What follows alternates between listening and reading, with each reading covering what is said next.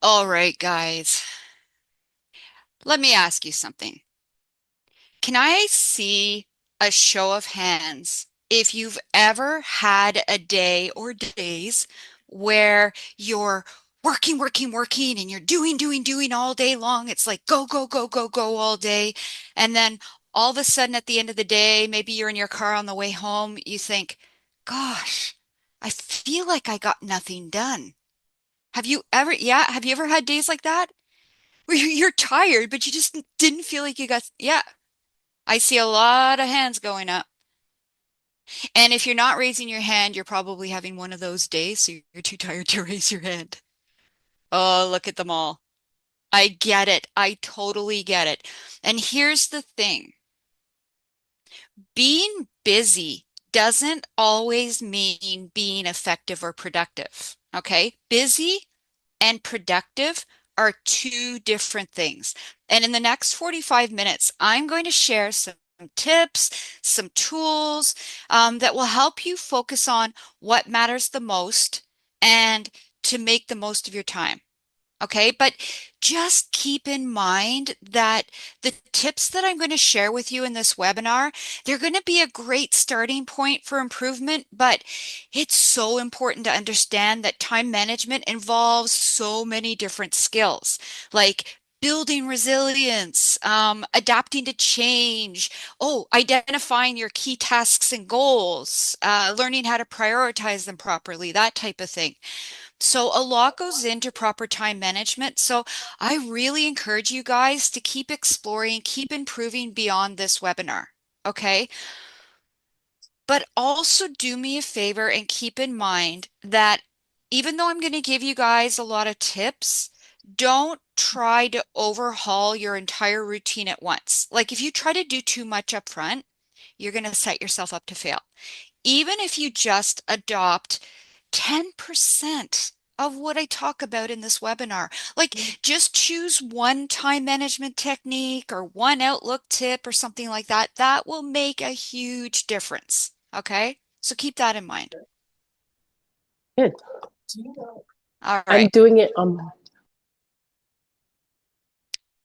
So what we're going to cover is we're going to start by talking about what time management really means and why it's such a critical skill. And then the webinar is basically split up into three sections. So we'll start with prioritization, big topic in time management.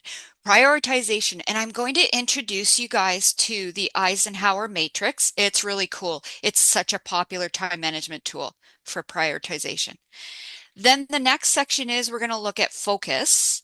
So we'll explore strategies like, I'll show you the Einstein window so you can figure out when your Einstein window is.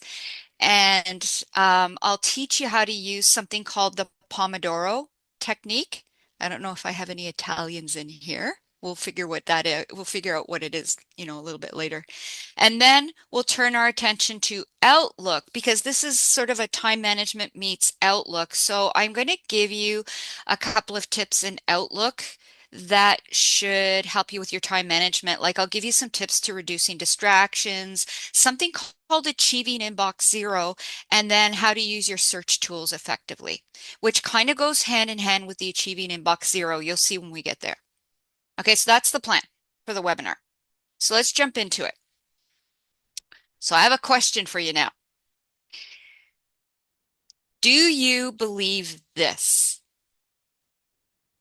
If we could work 24 hours a day, 7 days a week, we could get everything done and make everyone happy. Does that sound like something you might think? False, false. Okay, so you can jump on that and say no, no, because obviously we cannot work 24 hours a day, right? We can't work 24 hours a day.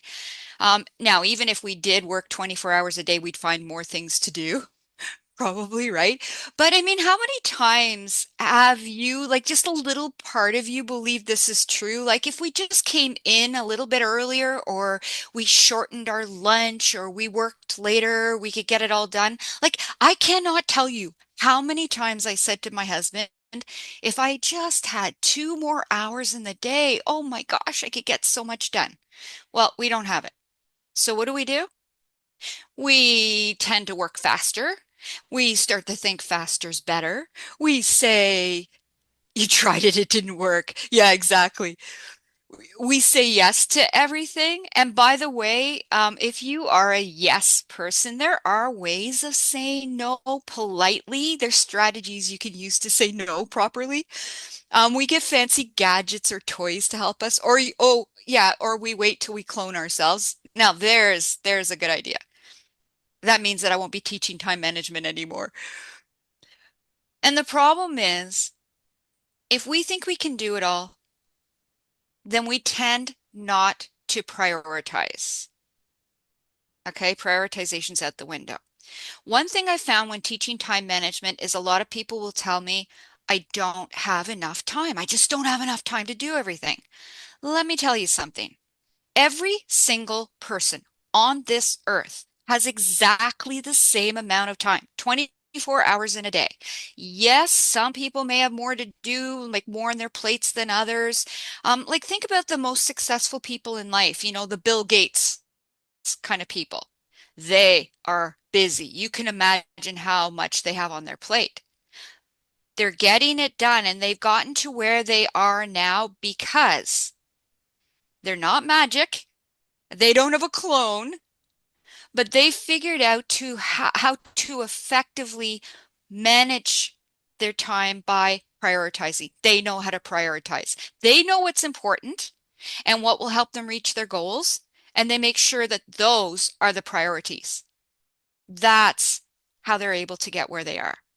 So basically, the amount of important tasks that you get done per day, per week, kind of thing, that will dictate what becomes of your life. So we need to be productive, not busy. Busy's the do, go, go, go. And then at the end of the day, you feel like you haven't gotten anything done.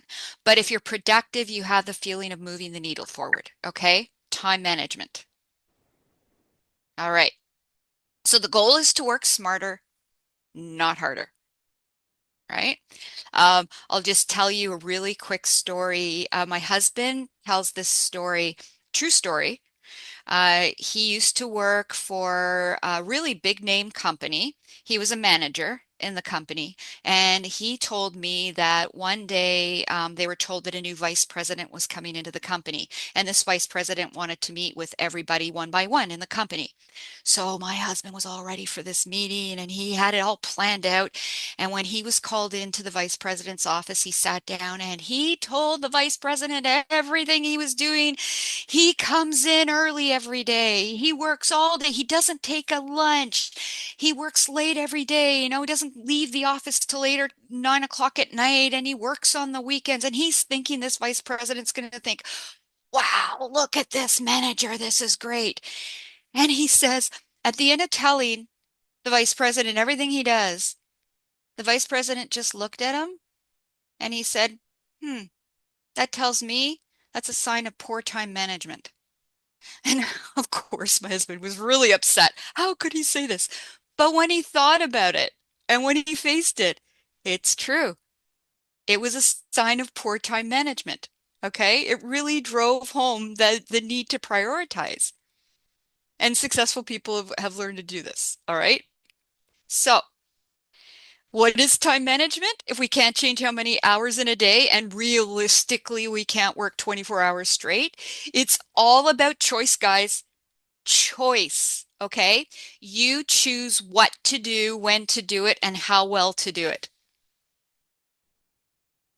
I don't know if you've ever done this, but have you ever created a task list? So you write down all your tasks, and when you come in the morning, what you do is you look at the tasks that are going to take the shortest amount of times, the ones that you could cross off your list the fastest, and you go and you tackle those first to get them off your list so you can cross it out, cross it out, cross it out, cross it out. And it gives you that false feeling that you're actually moving the needle forward when what you're doing is you're getting tasks that really aren't that important in the grand scheme of things off your list and giving you that false sense of you're actually doing something when you're really not doing something. Okay, I know I will be the first one to say that. All right. Yeah. Ouch. Okay. So let's look at our first subject here, prioritizing. We need to prioritize. The most well-known method in time management for figuring out the priority of your tasks. So you've written down this great big task list. What do you do first? What do you do second? That kind of thing. And you don't do it based on how short the task is. But the most well-known method is the Eisenhower matrix. And yes, Eisenhower developed this to help him prioritize and deal with all the tasks that he faced. You can imagine how many tasks Eisenhower faced. All right.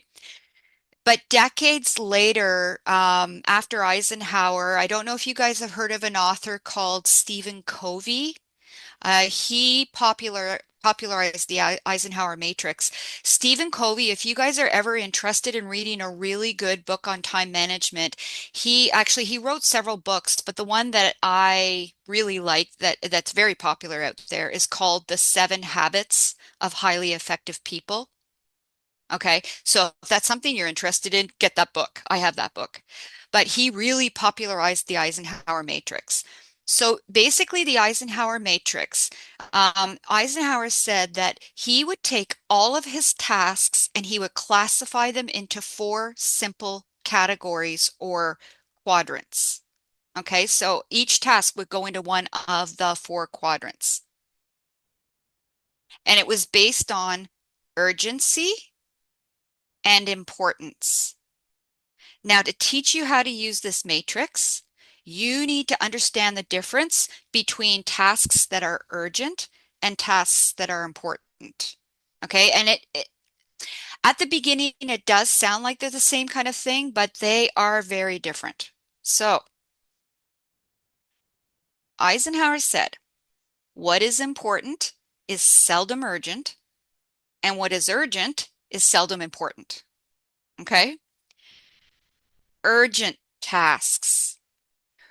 Urgent requires your immediate attention, like putting out fires kind of thing. It must be done now. There's clear consequences if you don't complete these tasks right away. Like these are the tasks you can't avoid. Things like finishing a project with a last minute due date. All of a sudden it has to be done by the end of today.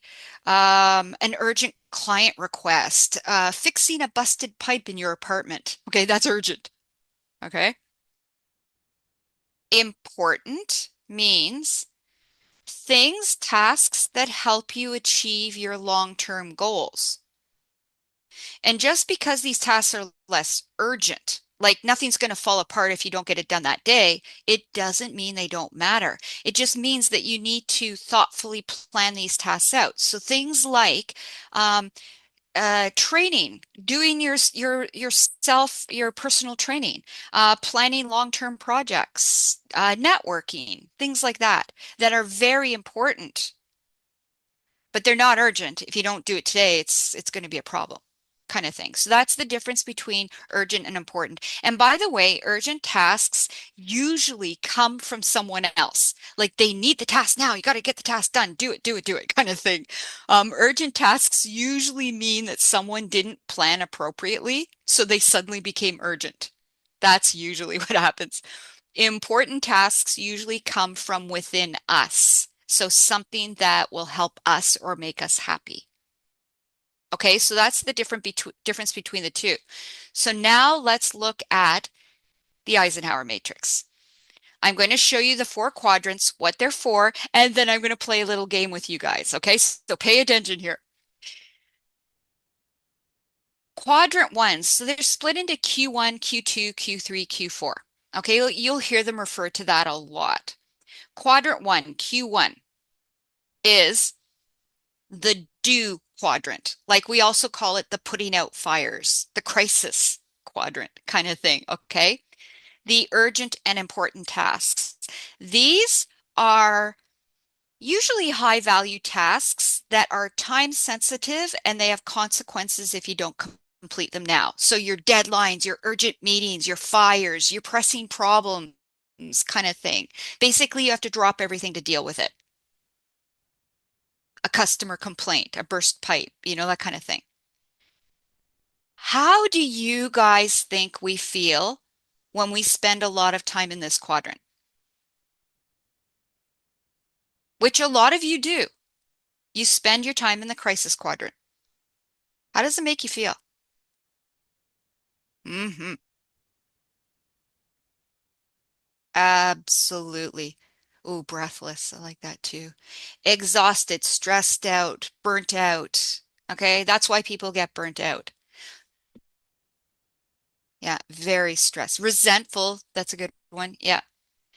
So the goal is you want to minimize the time spent in this quadrant. And the way you can minimize your time spent in this quadrant, believe it or not, is to spend more time in quadrant two. Okay. But yeah, so the urgent crying baby, kitchen fire, some calls. Yeah, resentful does fit perfectly, actually. Okay, so that's your Q1. Your Q2 quadrant. This is called the schedule. And don't think of defer. There's a reason that they use the word defer. If I had time to teach, I wish I had a whole day to teach you guys time management. Um, but think of it more like the schedule quadrant. You're not putting things off, really. Don't, so that's why I said don't think of it as defer. But basically, it's the goals and planning quadrant. This is your magic quadrant. I call it the magic quadrant or the big picture quadrant. This is where you want to spend most of your time. These are high value tasks that move you towards your long-term goals, but there's no set deadlines really. So things like relationship, team building, um, healthcare, recreational activities, things that maintain balance in our lives as well. So if you got to spend a lot more time in this quadrant, how would that make you feel? If suddenly you weren't putting out as many fires and you were able to spend more time in your, yeah, better organized, content, happy, actually in control of things, right? Productive, capable, better prepared. Oh yeah, calmer, more under control, more excited about work. Yeah, exactly. So the goal is to maximize time spent in quadrant two. And the more you spend in quadrant two, like, okay, think about a busted pipe. If you were proactive and you were making sure you had the time to make sure your pipes were in good shape, you wouldn't end up having the busted pipe in Q1 where you're running around stressed trying to deal with a flooded bathroom or something like that. Okay. All right. Q3. This is the one that I think a lot of people get confused about. When I do this little game with you next, you might struggle with this one, but these are low value tasks, but they're still tasks that need to be completed. Yes, they need to be done. This is what people confuses people. Yes, these are tasks that need to be done, but they don't really require our specific expertise. They don't really add value to me, like to myself.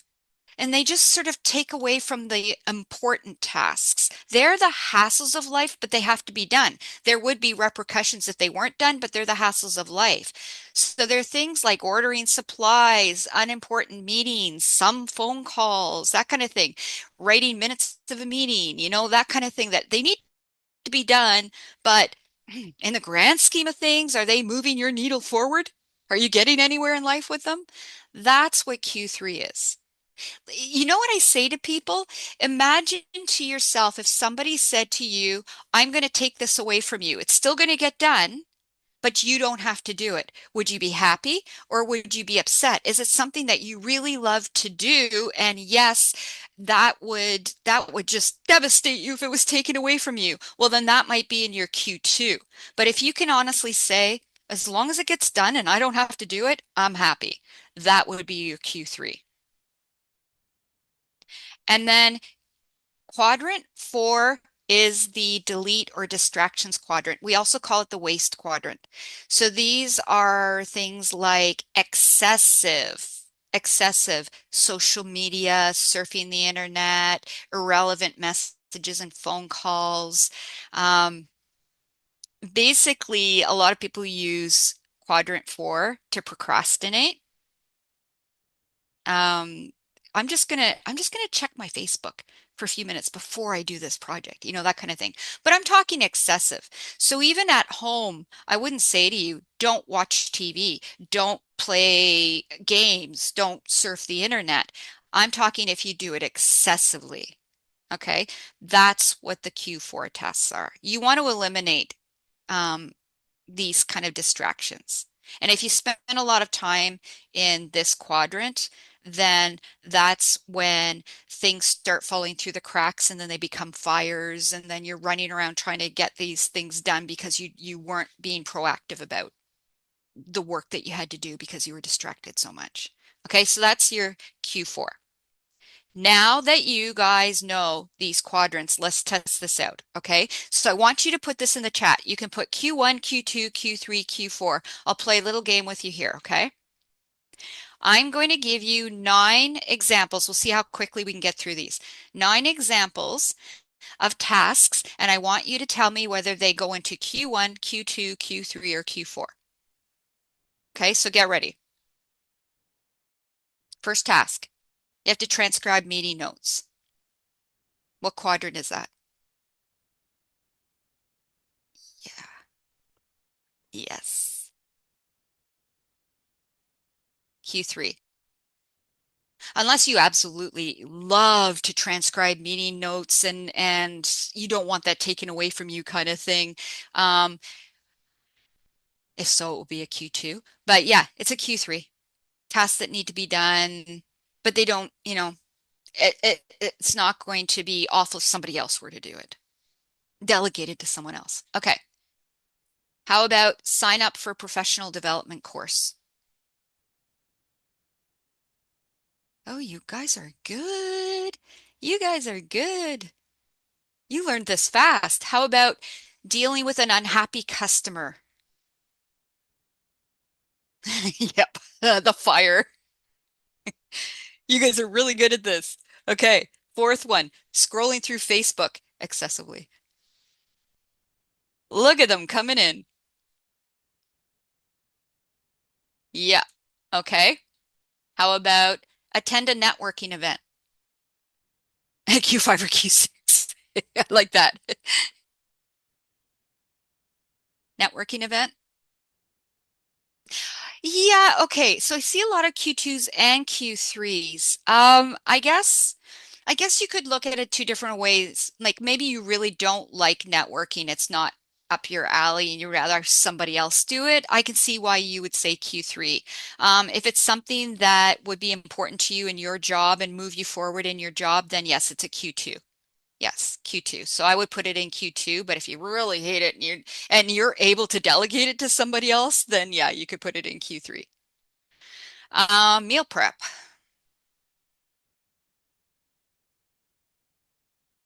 Oh, did I get you on that? Okay, this is all over the place. I like the Q4.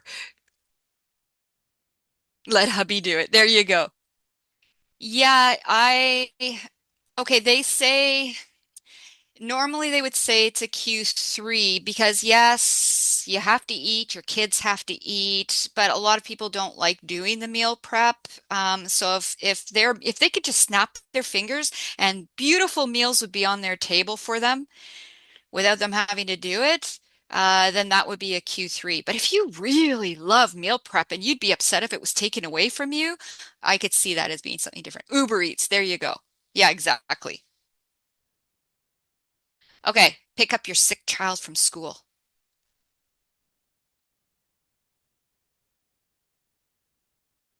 Yep. Quadrant one, the fire. Strategic planning, we're almost there. Strategic planning. Yep, you got it. Q2.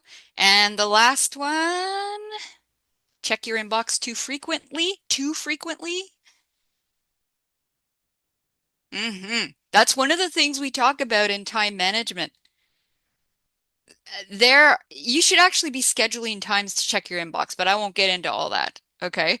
Um, but yeah, people use that as an excuse to procrastinate. checking their inbox.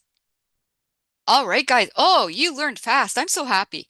Okay, so let's talk then about now that you've prioritized your tasks and you're going to make sure that you put your Q2 tasks on your calendar so that they're chunked in on your calendar because they are the most important, plus your Q1. Hopefully, eventually, you won't have as many Q1s if you concentrate on the Q2s. But get your Q1s and Q2s on your calendar and then fill in the rest of the blanks on your calendar with those Q3s or delegate them. So now that you figured out how to prioritize your tasks and what to tackle first, second, and third, we're going to dive into focus. When I teach time management, one of the complaints I hear the most is people saying, "Oh, Christine, I just can't focus. I can't stay focused." So many reasons. It could be them, it could be noises in the background, interruptions, things like that. I just can't focus, and I tend to procrastinate. Okay. So in a minute, I'm going to give you a great tool called the Pomodoro technique. I will. But before I do, I want to show you guys something that had a huge impact on me when I was learning time management. And it was understanding where my Einstein windows were. I call them my Einstein windows. When I became aware of where I was the most productive typically during the day or least productive during the day, it changed my life with time management. I'm going to show this to you. Okay. So I want to show you how your productivity levels fluctuate over the day. This is a typical person. I'm not saying that everybody fits exactly into this box, but this is a typical person. Okay. So over the course of a day, for most people, your productivity usually peaks somewhere around 8 or 9 a.m. And then somewhere around 10:30, there's a little bit of a drop. And then there's a second peak, usually later in the morning. And then definitely just before lunch and after lunch, your performance drops again. And then there may be a second peak later in the afternoon. Okay, that's for your typical person. The exact timing of the productivity peaks and drops is different for each of us. Like I said, this is sort of just your average person, and it depends on many factors. Just be aware that this does exist and pay attention to when you feel that you have more energy and when you feel you have less energy. The places that you have more energy during the day is called your Einstein window.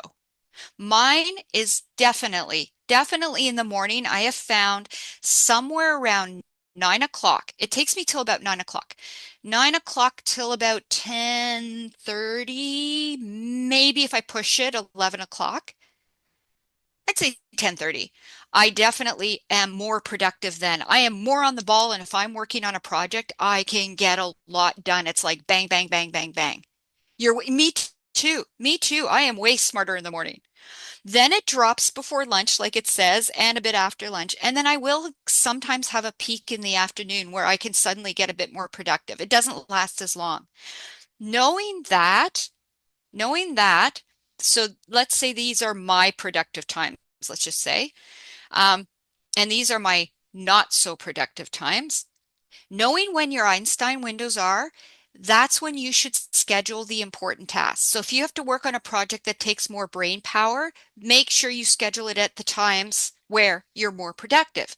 And that the times that you're not as productive, that you're more tired, you're not thinking properly, you're not as smart, schedule the more mundane tasks. Check your emails, have a meeting. I'm not saying you can't be smart in a meeting, but I'm just saying that Joy that was introducing the webinar, if Joy wants to have a meeting with me, well, I'll have a meeting whenever Joy wants to have a meeting.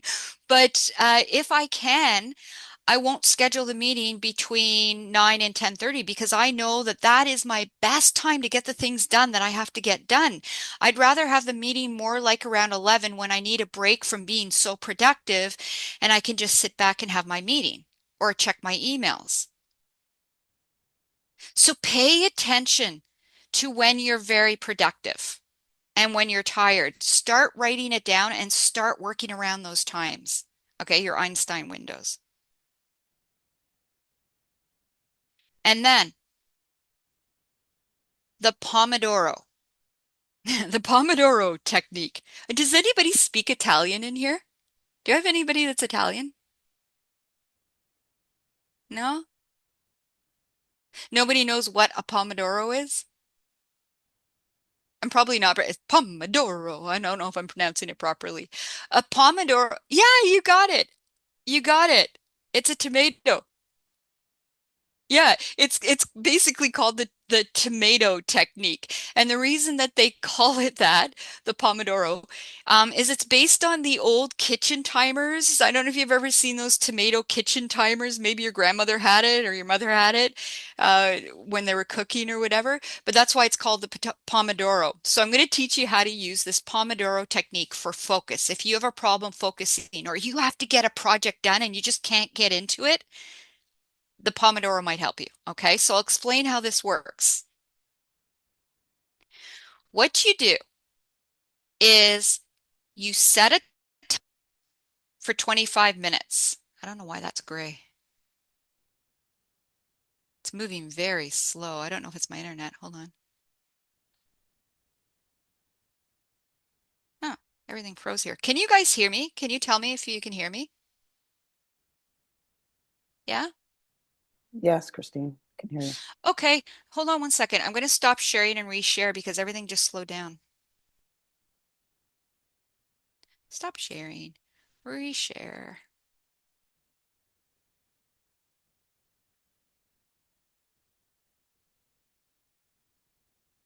Oh, okay, then let's do this. Okay, so see if this works. Oh, there you go. You set a timer for 25 minutes. The internet was having a less productive time. That's good. I'm going to use that actually in my time management.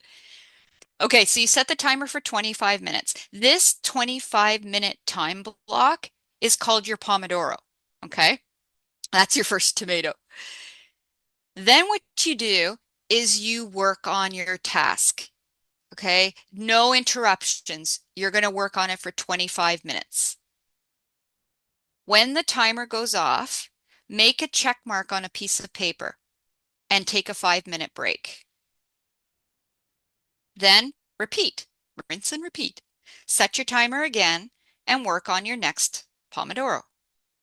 After 4 Pomodoros, take a longer break of about 15 to 30 minutes. That's it. It's that simple. Well, I wrote my entire PhD thesis using it. Oh, you did. I still use it when I have less efficient. Oh, I like to hear that, Menno. That's so cool. It really does work. I mean, I can tell you guys why this works. I've had people say, but how's that supposed to help me? Okay. It works for several reasons. First of all, it breaks up your work into manageable chunks. Like how many of you have taken a trip with your kids? A 4 hour trip, you're not going to tell them it's a 4 hour trip. You're going to break up the trip into chunks for them. Well, in an hour, we're going to be, at the McDonald's and then, that kind of thing. So it breaks it up into manageable chunks. It minimizes procrastination. So the timer creates a sense of urgency, kind of.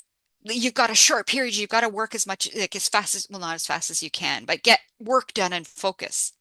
It reduces mental fatigue, so it gives your brain a chance to rest because you're taking the 5-minute break after each 25 minutes. Um, multitasking. It stops you from multitasking because you're not getting distracted. And by the way, if you use this on a regular basis, it becomes a habit. You use it too, but yeah, you can. They say that you can do that. So if you find 25 minutes is too short and you'd rather work for 40 minutes, you can do something like that. Yes, but definitely take your breaks. Yeah, good with ADHD issues. Yes, you can. There are other methods. Oh, did I write it down on the? Yeah, there's one called the 52-17 technique. It's similar to the Pomodoro, but you work for 52 minutes. I can't remember what the whole science is behind 52 minutes and then take a 17-minute break, but you can do that. You can absolutely do that. It does. It helps with long, boring tasks for sure. Easier to focus for 25 minutes. Yeah, tricks your brain. Yeah, try it, guys, sometime. You can use any kitchen timer or you can also, like, there are apps out there. There's a website called www.pomodoro.app. Yeah, I think it's in the chat there. And then there's apps you can also get. Like I have app on my iPhone. I can't remember the one I have on my iPhone, but there are a couple of apps like Keeper Pomodoro Timer and Pomodoro Smart Timer, things like that. iPhone Alexa, yeah, you could do that for sure, for sure. All right, guys. Um, so there's some time management techniques. I'm now going to talk about a couple of Outlook techniques for time management. And one of the biggest productivity killers is your notifications. So every time you see a ding, a pop-up saying you got an email, somebody sent a chat in your Teams, a little buzz, that kind of thing, it pulls you away from what you're doing, even if it's just for a second. Now, for most people, they see a message pop up that they got an email and they can't just look at it and then continue to work. They have to go over and see what the message is, right? That kind of thing, or the chat message or whatever it is.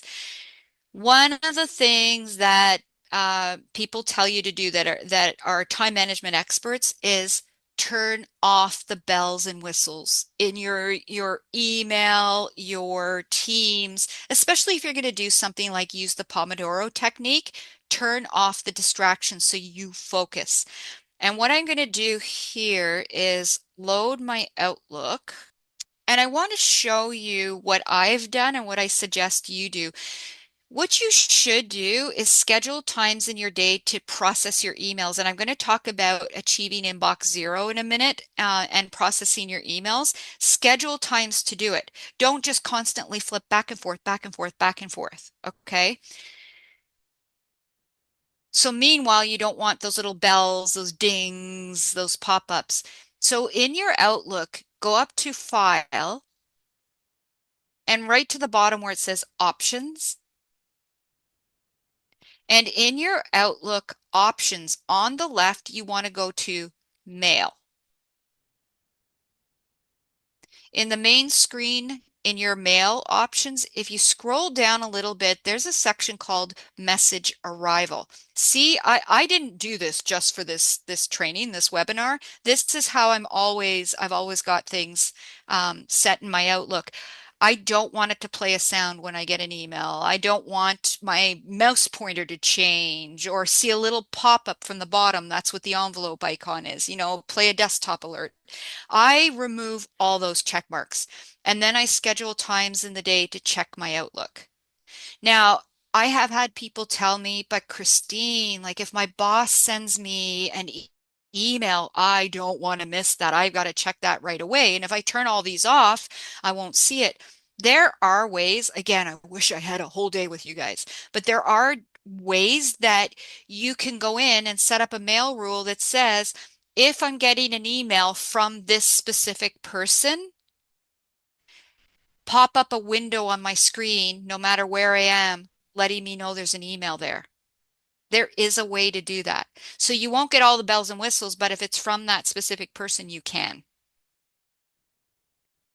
Okay, so I would turn all of this off, that's the way I keep it. Then the second thing, actually, just before I show you the inbox zero, I do want to mention to you guys, Teams is a big culprit for me too. And if I'm trying to focus on something, the chat messages I get in Teams make it very difficult for me to focus. So if there's something like I have to set my Pomodoro for 25 minutes and I really can't be disturbed, what I'm going to do is I'm going to go into my Teams settings and set it to do not disturb. I'm not sure if you guys know the difference between do not disturb and busy. At the beginning, I didn't know what the difference was between those two. But if you set it as busy, people will see a little red dot by your name, telling them that you're busy, but it doesn't stop the little dings and the messages coming through. So if they send you messages, you'll still get the dings that you're getting messages. They'll still pop up. But if you set it to do not disturb, they can send you messages, but you just won't get those dings and those pop-ups, so it won't distract you. So you can focus for that 25 minutes. Then you can go, if you want, go check your email. But definitely take your 5-minute break if you're doing the Pomodoro thing. Like take a break, get away from your computer completely. Okay? But I would do that too. But then the next thing I want to talk to you guys about is achieving inbox zero. Now, I'm going to put this out there for you guys. It's up to you if you do this. I know it's hard to swallow because we're so used to the way we've been handling folders for years and years and years and years, that to do what I'm about to tell you is a hard switch. But I have actually made the switch. It took me about a year. I kept going back, but now I have not looked back. Now this is what I do, and it has made a big difference in my life. If you had seen me a year ago, if I had shown you my email, my inbox would have probably about 1,500 messages in it. I'm not kidding.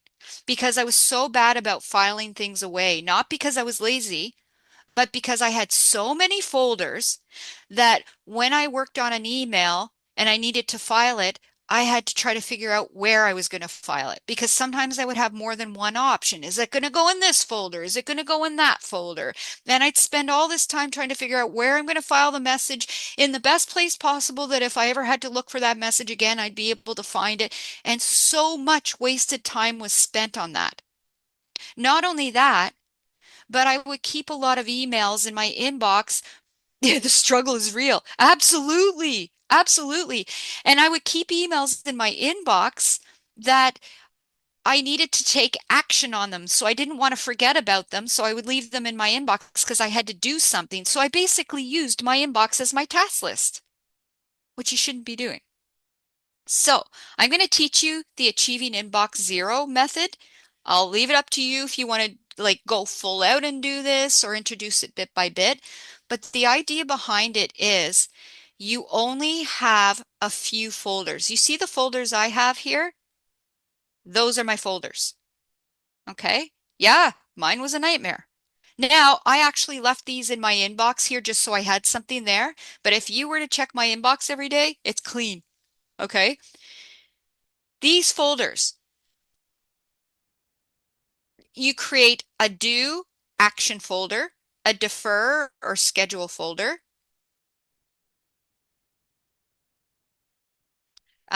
Adele, actually, the reason I paused is I'm gonna show you this. I did mine a little bit differently, but you create a to-do folder, action folder, an awaiting response, a delegated, read later, and there already is an archive folder, by the way. I'll show you the archive folder. Microsoft creates it for you. You don't have to create it. It's there. And I'm not talking about your archive, like if you work for the government and they archive things that are older than 2 years or a year, they get archived. I'm not talking about that archive. There's actually a little folder called archive. Okay. So you create these 5 folders. Mine are slightly different. Oh, Jennifer, use it. Yes. Outlook to copy your folder structure to the archives. Yes, yes, yes. Oh, I'm glad somebody here knows what I'm talking about. So you create these 5 folders and then you set up times during the day that you're going to process your emails. Okay, very important word, process your emails, because the idea of inbox zero is if you click on an email, you're going to take action on the email. You never click on an email and then just leave it there. So let's say I schedule half an hour at 8:30 to process my emails. This is what I would do. I'd start with the first email. So select the first email. I would ask myself this question. Now, just remember, when you start processing your emails, you're not going to take action. Like you're not going to do anything about the email. The whole idea is for inbox zero, the first sweep that you do through your emails when you're processing is just to get them out of your inbox and into one of those folders.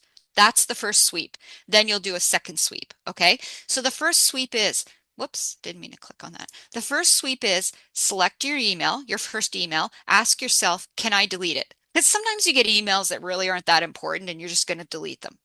So, can I delete it? If you say yes, then delete it. Okay, delete it. If you say no, I can't delete it, ask yourself, is this just general information like a newsletter or something like that that I can read at a later point? If you say yes, move it to the read later folder.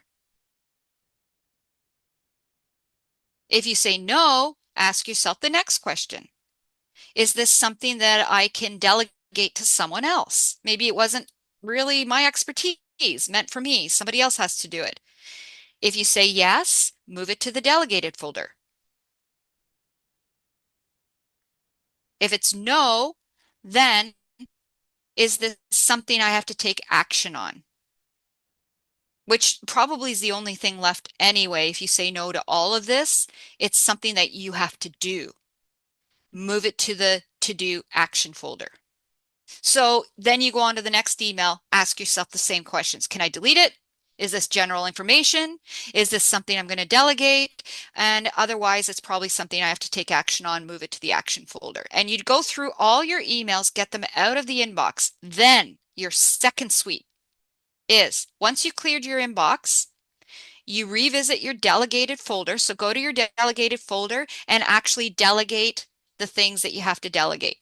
And don't just delegate and forget about the email, like flag that email for follow-up so you don't forget to follow up and make sure they did it. Go to your action folder, and if it's only going to take 2 minutes to do it. That's the rule. If you can get it done in 2 minutes, do it. If it's going to take you longer than 2 minutes, put it on your schedule. I don't know why my mouse is moving around. Okay. And by the way, if you're waiting for a response for an email, put it in the awaiting response folder. Also flag it for follow-up so you don't forget about it. Okay, but that's basically achieving inbox zero. I'm going to leave it up to you if you guys want to attempt that. Read more about it if you want to read more about it. Now, the last thing I'm going to show you is I mentioned that once you've done these things, like you've actioned things, you've delegated things and they're done, you're going to move them to your archive folder. So you would click on the email and you would click this button that says archive. And what that's going to do is it's going to move it into your archive folder. So everything just goes into your archive folder once they're done. These folders will eventually be cleaned out once things are done. Everything that you want to keep will go into your archive folder. But then but Christine, how am I supposed to find something? You use your search. Okay, when you click into the search, you can type keywords to search. What am my screen's doing really weird things. It's typing things that I'm not supposed to. Um, so I can't show you the search because it's typing really weird things. Okay, well, anyway, you can do a search. Hopefully I can show this to you because my computer's doing odd things, but I don't know if any of you have created search folders. They're called search folders, but if there's a search that I find that I'm doing a lot, like let's say I always want to find emails for the webinars that I'm teaching, my confirmations for the webinars that I'm teaching, because other instructors teach webinars too. But if I want to know my own webinar emails and the information, I'm always searching for keyword webinar and that the email came to me. I was in the two. And I'm always doing that search. What you can do is create a search folder. So if I go down to the bottom of my folders, I'll see something that says search folder. I'll right click search folder and I'll do a new search, like new search folder.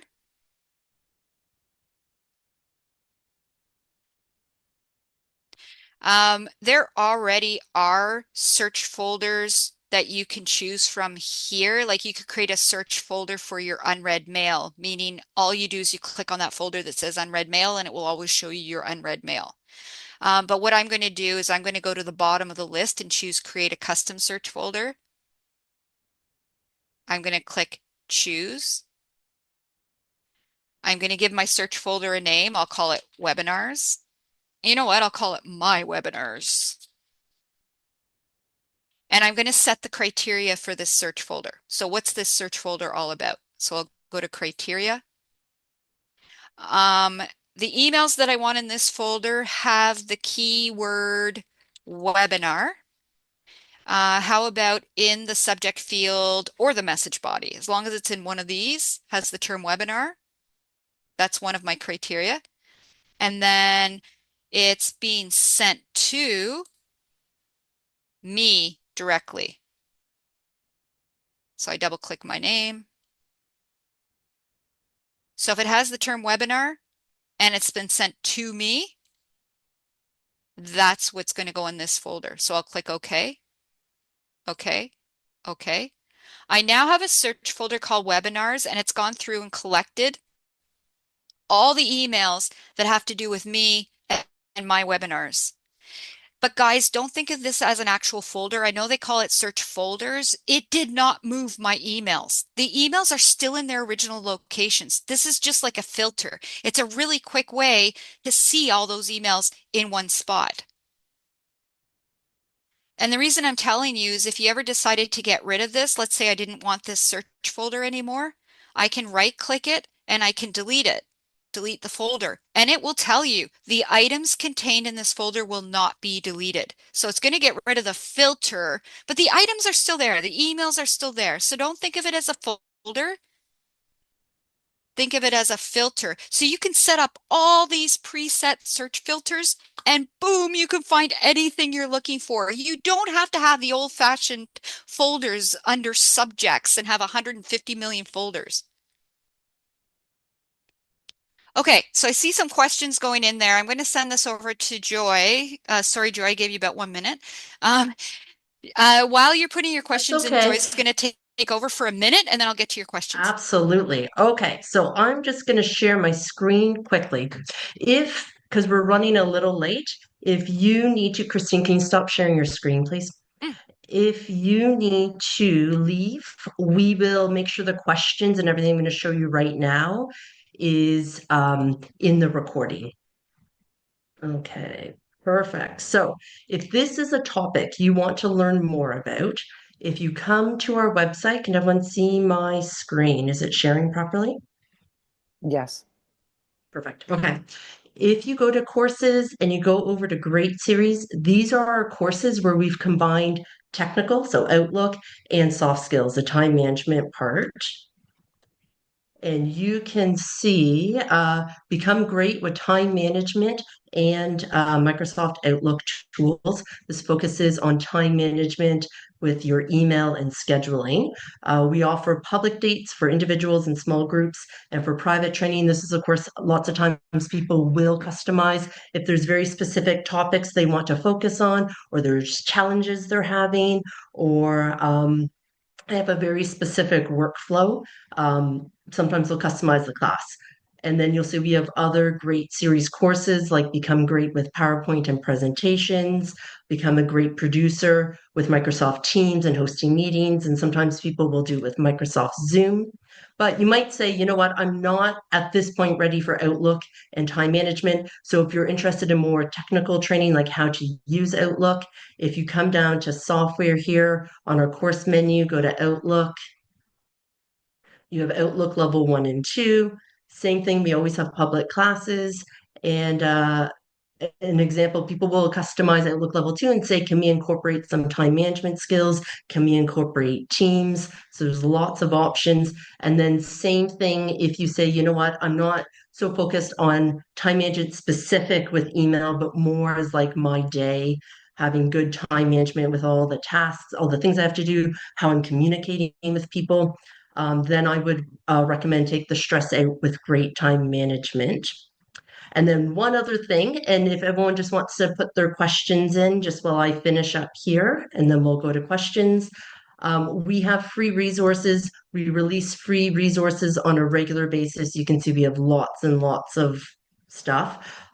In January, we released best SharePoint shortcuts. In February, there's going to be a Copilot download. So we release stuff on a regular basis. Please come back and keep checking. And then we have 3 more webinars in our season this year. If you haven't already signed up, they're all free. New features on Microsoft 365, taking good minutes, minute taking, and conditional formatting in Excel. So feel free if you haven't already to sign up. Perfect. I'm going to stop sharing my screen and Christine's going to join me and let's look at questions. All right. I'm just looking through. Oh, sorry, I didn't put it back in presentation mode. I was having a lot of problems with it. Any special tips, resources for shared inbox? Oh, shared inboxes. Yeah, I used to share an inbox when I was at York. First of all, you'd have to agree on your folder structure, obviously. Like if you decided you wanted to go all gung ho and do the inbox zero thing, and the other person or people that are sharing the inbox don't do that or don't follow, that kind of method, then you're going to have a problem. So you're going to have some kind of agreement there. I would definitely set up daily review times, like decide who's going to review when. So I would treat the shared inbox like you would treat your email. Don't just constantly go in and check it, but say, Christine's going to check it at 8:30, John's going to check it at 10, that type of thing. I would actually set up like those kind of daily review times. Um, one thing that I know that we, whoops, one thing that I know that we couldn't do that I haven't checked recently, but the irritating thing about Outlook and the shared inboxes, which I'm hoping they changed and I'll have to check it. So I don't know, guys. But categorizing things, I know that we wanted to assign color categories to things, which really helped with a shared inbox. But the thing is, the color categories were per person. So if I went in and I assigned a purple category to an email in a shared inbox, my coworker Cheryl wouldn't see that. So it wasn't like a shared thing. So I'm not sure if you can use that yet. I'd have to check that, guys. You can Um, include that, Christine, in the follow-up email, the answer to that. yeah, okay, I can look for that for sure. For sure. Um, for my supervisors. Does search folder filters emails and yeah, the search folders search all folders and subfolders. But be careful with the search that you do up at the top of the screen. There's a search box that you can type a keyword or, use that search box. To the left of it, make sure that you've set it to search. Here, I'll share my screen. Hold on. This is what I'm talking about.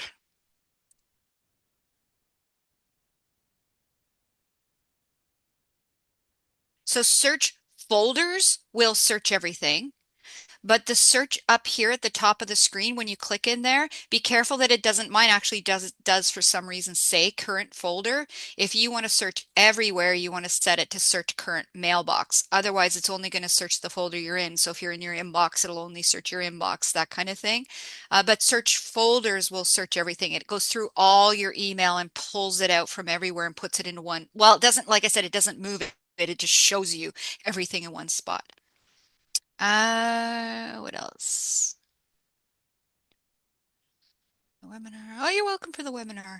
I think that's it. Did I miss another question, I guys? actually do have a question. So, Yeah. Christine, we didn't quite cover it in this specific webinar, but what's the difference between uh, time blocking and time boxing?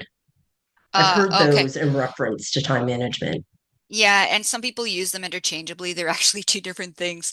Time blocking is just blocking time on your calendar to get things done. So if somebody, let's say somebody sends you an email and they say, can you do blah, blah, blah for me? And you know it's going to take you about half an hour. Like if it's going to take you 2 minutes, guys, like I said, do it. But if it's going to take you half an hour, don't just let that email sit in your inbox or in the folder that I told you, the action folder. Actually block time on your calendar. So you're going to schedule time to do that. You are more likely to do it if you put it on your calendar than if you stick it on a task list or just leave it in your inbox. So time blocking is just blocking time on your calendar to get things done. Whereas time boxing is a really good time management technique for people like me that are perfectionists. My problem is when I work on something, I never feel like it's done because it's not perfect. And I go over it and spend so much time on it to try to make it perfect, which things are never going to be perfect. So I spend far too much time. And in time management, we'll teach you things like the 20-80 or the 80-20 rule. Um, so that for perfectionists, you don't spend so much time. But one of the techniques is box your time on your calendar, which sounds like time blocking, but when you block time on your calendar with time boxing, you're committing to only spending that much time and it's done. So if I had to do a tip sheet for Joy, for you, and you needed this tip sheet, and I thought it was going to take an hour, I'll block an hour and I will tell myself and stick to it that I am only going to spend an hour. And if it's not done in an hour, to my perfection, tough. And what it does is it stresses you out. It's almost like you've waited to the very last minute. I don't know if you guys have ever done this. You wait to the last minute to do something because you know it's going to make your adrenaline kick in. And then you just go bang, bang, bang, bang, bang, and you get it done because you've left it to the last minute and you have no choice. It has the same effect, but you have to stick to your time boxing. So if you ever at the end of a time box, if you ever say to yourself, oh, I'm going to cheat a bit and I'm going to add half an hour, then there's no use working with time boxing because you know you're going to cheat at the end. You have to stick to it. You'll get that adrenaline to kick in and you'll get it done and it'll stop you from being a perfectionist. Well, I don't know if anything stops you from being a perfectionist, but yeah, so that's the You difference. know, guys, I'll tell you, Christine does do that because sometimes I go to book a meeting and there's just like it's blocked in all the different things she's working on. So she I she do. I she do. lives what she's teaching for sure. Yes, I do. I do. Perfect. Christine, you can stop sharing your screen. Okay, Okay. and if anyone has any more questions, please feel free to email us and we'll make sure we address them in our follow-up email.